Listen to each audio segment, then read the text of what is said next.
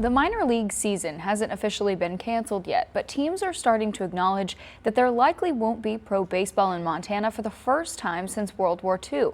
MTN's Tom Wiley takes a look back at the history of baseball in the Treasure State.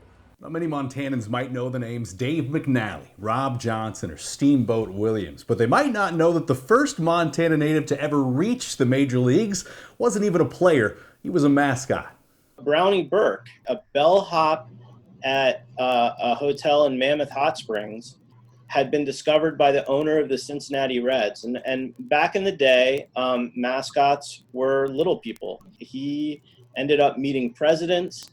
He would deliver messages to players when they were cut. Jeremy Watterson and Skylar Browning are the co-authors of Montana Baseball History, a 2015 book detailing the past century plus of America's pastime in the Treasure State. The joke at the beginning, when we told people we were doing a book on Montana baseball, was that there must not much, it's going to be a short book.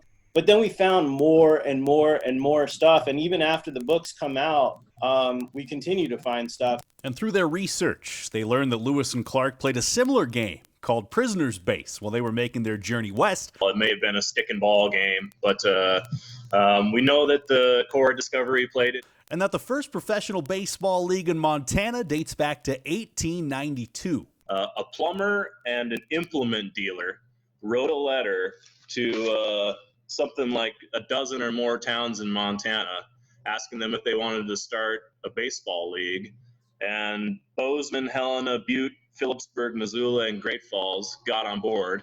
There are countless anecdotes from the barnstorming early years to the Hall of Famers that came through the Pioneer League.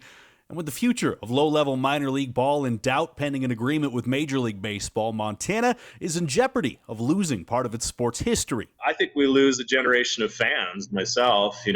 People recognize when they're at an Osprey or a Voyagers game or what have you, that they are seeing like professional athletes. And for Montana, there's no other option for that. That's just the tip of the iceberg for the history of baseball in Montana. You can learn more by picking up Watterson and Browning's book, Montana Baseball History, or visiting the Montana Baseball History Facebook page where the conversation continues. Reporting from home, Tom Wiley, MTN News. In total, 23 Montana-born players have made it to the major leagues.